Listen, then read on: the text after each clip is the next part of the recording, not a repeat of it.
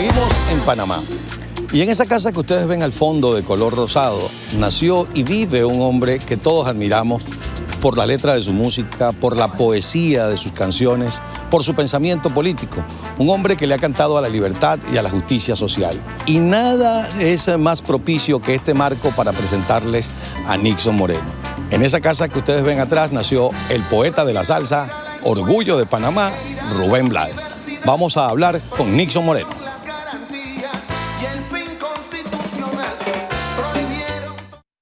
Amigos del Venezolano Reporta, yo no puedo estar más complacido del entrevistado que tenemos en los próximos minutos en el programa.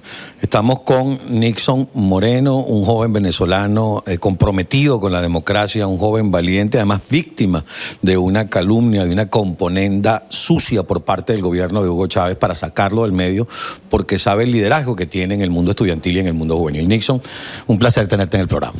Gracias a ti, Carlos, a tu programa y a los productores de este programa y la oportunidad de compartir la experiencia, la vivencia de lo que es el exilio. Justamente de eso te quería hablar. Cuando nosotros estábamos más jóvenes, que estudiábamos en el liceo, en la universidad, y leíamos lo que es la historia contemporánea de Venezuela y escuchábamos acerca del exilio previo al año 58, a la caída de Pérez Jiménez, lo veíamos como una cosa muy lejana que no volvería a pasar en el país. Y figuras como la tuya y la de otros políticos importantes comprometidos, repito, con la democracia en Venezuela, están viviendo una situación de exilio. ¿Qué significa ser un exiliado de una llamada neodictadura, de una nueva forma dictatorial como lo es el régimen de Hugo Chávez? Mira, hablar del exilio es hablar en parte de la historia de los gobiernos totalitarios en América Latina. La larga, histórica figura del asilo político responde a momentos coyunturales en que la democracia en los países ha sufrido, ¿no?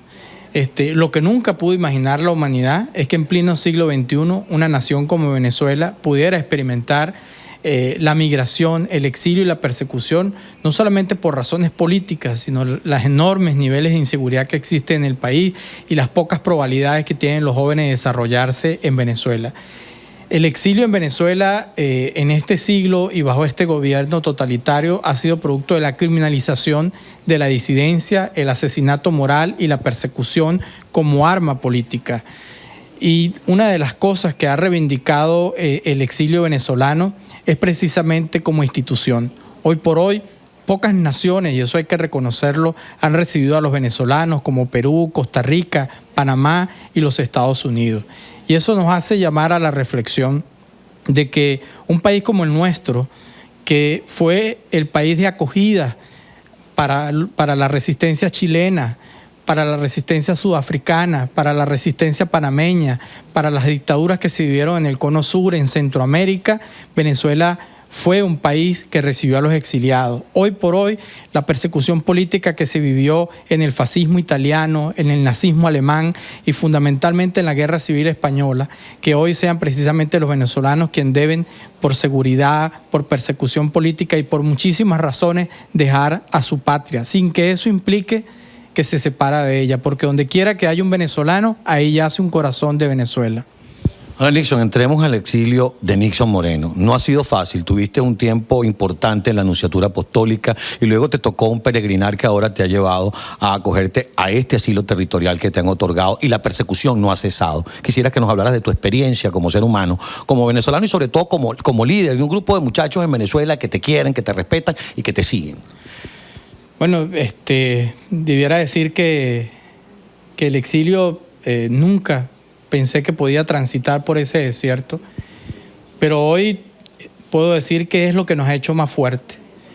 Decir que el exilio es lo que nos ha formado y donde hemos aprendido a amar más a Venezuela. La experiencia del exilio ha sido dura porque nada humano nos ha sido ajeno, las adversidades, las tragedias, la partida de tantos amigos que ya no estarán con nosotros. En mi caso, el no poder estar al lado de las cosas que uno aprendió a amar, aprendió a querer. Pero en el exilio te formas, en el exilio te haces un mayor patriota y en el exilio adquieres un sentido de la responsabilidad del tiempo y de la historia. Cuéntanos un poco de lo que te decía hace rato, es decir, la persecución no ha cesado. ¿Nos puedes hacer un breve resumen de tu periplo dentro de lo que puedas revelar? Bueno, Carlos, en el 2006 el gobierno como política de Estado se trazó el asesinato moral y político del movimiento estudiantil y estaban absolutamente convencidos que asesinando al mensajero asesinaban el mensaje. Finalmente el débil en la batalla se hace fuerte. Ni asesinaron al mensajero, ni asesinaron el mensaje. Hoy hay unas universidades más rebeldes que nunca. Hay un corazón más republicano en cada uno de los jóvenes universitarios, de los jóvenes estudiantes, de los jóvenes obreros, de los jóvenes campesinos. Y yo puedo decirte que hoy soy felizmente casado con otra exiliada como es Patricia Poleo, que también ha sido perseguida, que hasta ayer hackearon sus correos. De tal manera que aquí es la victoria de la vida, de la alegría y del amor sobre la adversidad, la oscuridad, el totalitarismo. Yo creo que cada uno de los exiliados, no solamente de los que se han ido por razones políticas, sino yo quiero ser muy consciente en esto, lo que muchos millones de venezolanos se han visto a migrar, a salir del país por distintas razones, pero que siguen estando su corazón y sus pensamientos en Venezuela. Ahora, el exilio es una forma de vida. Mira, el exilio tiene de todo, pero es transitorio. Nosotros debemos estar convencidos que cada uno de los venezolanos, desde su pequeño esfuerzo a grandes esfuerzos, está haciendo todo porque regrese la democracia a Venezuela y todos podemos regresar a construir esa gran nación. Pensar que desde el exterior, desde el exilio, desde la diáspora, no se está haciendo nada en Venezuela, sería una absoluta negación de lo que es el espíritu venezolano. Hoy por hoy, mucho y en gran parte de la economía que se sostiene en Venezuela, que se asiste a Venezuela, tiene que ver con las enormes remesas que envían los venezolanos, que con tantos sacrificios, padres, madres, parejas, envían sus recursos a Venezuela. De tal manera que el exilio, aunque muchos no se conozcan, aunque mucho no se comparte, tienen historias muy parecidas, que son las historias del dolor, de las ausencias, de las tristezas, pero que poco a poco nosotros con muchísima fe tenemos que ir construyendo las alegrías. Ahora, Nixon, en la época de Gómez, ¿se acuerda que hablaban de paz, unión y trabajo? Y la gente decía que era paz en los cementerios, unión en las cárceles y trabajo en las carreteras. Vamos a hablar de la unión de los exiliados.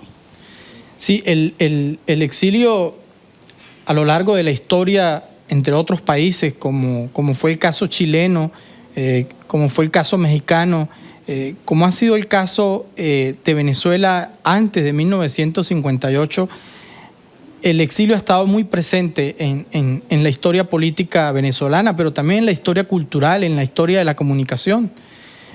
Uno de los primeros grandes exiliados que le correspondió fue el propio Bolívar, que le tocó escapar, huir para lograr reorientar las grandes ideas libertarias.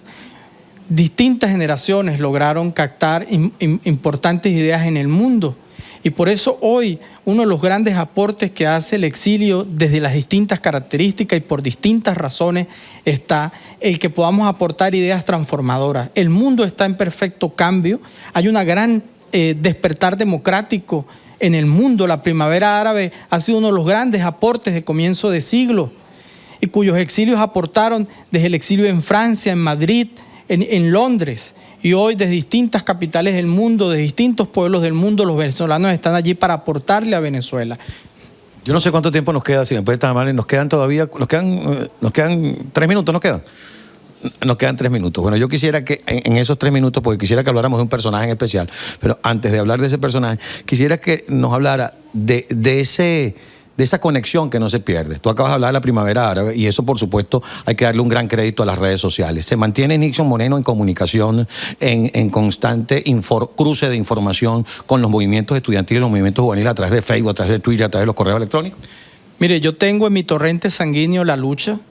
Mis compañeros saben y están convencidos que si hay algo que merece mi vida es la causa de la libertad en Venezuela y que las circunstancias lo reclamen, no solo Nixon Moreno, sino todos los exiliados, vamos a regresar al país. Pero no ha habido un solo día, un solo minuto, un solo segundo que no ha habido un corazón que lata. Porque lo primero que yo me llevé al salir de Venezuela fue un puñado de tierra que recuerdo aquella madrugada que recogía en la Nunciatura Apostólica. Hoy por hoy le podemos decir a Venezuela que los exiliados estamos juntos para amar o para sangrar, pero estamos juntos. estás hablando de los exiliados que estamos juntos y en este minuto que nos queda te quiero hacer la pregunta para que me la respondas al regreso de la pausa. Hay un caballero que se ha hecho últimamente muy famoso porque estaba en el exilio, pero durante la inscripción del candidato del gobierno se le vio parado firme. Estuvo cerca de ustedes, de los que están exiliados. Me refiero a Didalco Bolívar, exgobernador de Aragua, y un hombre que iba y venía con el serrullo, un hombre con 19 juicios, y ahora está nuevamente allí al mandar del comandante. Quisiera que nos hablaras al regreso de cómo fue tu relación con Didalco Bolívar. ¿Didalco Bolívar era espía o se vendió? Al regreso con Nixon Moreno. Enseguida estamos de vuelta con ustedes. Se viene un gran concierto, el Festival de la Independencia de Venezuela, este 8 de julio, y participarán en concierto Chino y Nacho, el dúo supremo para todos ustedes. No puede faltar un concierto supremo, único e increíble. Estás invitado.